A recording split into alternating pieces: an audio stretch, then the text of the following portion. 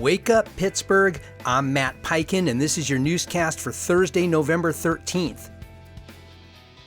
School districts in Allegheny County are feeling the impact of more than $360 million in lapsed payments as gridlock in Harrisburg drags into its fifth month. News of a potential deal raises the possibility that long-stalled transfers from the state to schools may finally flow. But until a budget is finalized, the impasse has school leaders weighing options, including taking out loans, pausing hiring, and cutting programming. One leader said that if the state wants to have students at home, if we want to go back to like a former COVID day, that is where we're headed.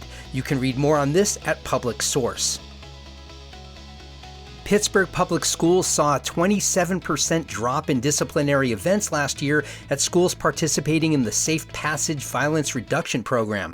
Launched in 2021, the initiative hires students as peer mediators and safety ambassadors, paying them $200 monthly while involving families in anti-violence training. Including Alderdice and Perry High, Safe Passage contributed to an 8% decline in violent incidents and a 14% drop in student disciplinary involvement district-wide. City officials also linked the program to a notable decline in youth shootings. You can read more on this at WESA. After nearly a decade, developers say they're weeks from breaking ground on the Esplanade, a riverfront complex and chateau with housing, a marina, and a Ferris wheel. With recent land buys, Pitt Companies owns the entire site. The project has city approvals and a state-approved cleanup plan for the contaminated brownfield, but a Northside nonprofit is urging more transparency and a community benefits agreement, citing past tests that found hazardous compounds. Supporters tout jobs, critics fear rising rents. Early site work comes first, build-out will follow in phases. You can read more on this in the Post-Gazette. At a campus town hall this week, Representative Summer Lee fielded students' questions on the budget standoff, immigration enforcement, and clean energy. Speaking at Pitt's University Club, she said Democrats were holding out against a spending plan that would raise healthcare costs, even as some in her party moved to end what has become the nation's longest government shutdown. She called for rules that protect workers during future shutdowns and urged residents to know their rights as immigration raids increase. She also pressed Pittsburgh to prepare for a clean energy economy and reaffirmed the value of public higher education. You can read more on this at Pitt News.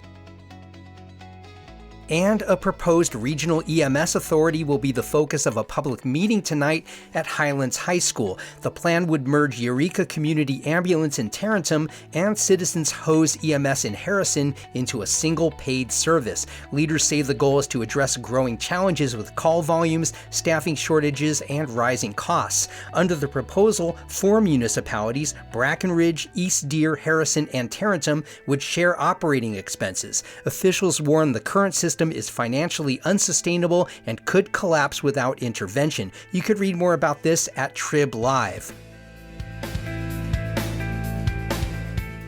Before I let you go, I want to tell you our daily newscast can also arrive in your email every weekday morning. Sign up for our free newsletter at wakeuppit.transistor.fm. You can also find us on Facebook and Instagram at Wake Up Pitt. We're a brand new newscast podcast, so it would be great if you passed us along to people you think would appreciate a complete local newscast on the go.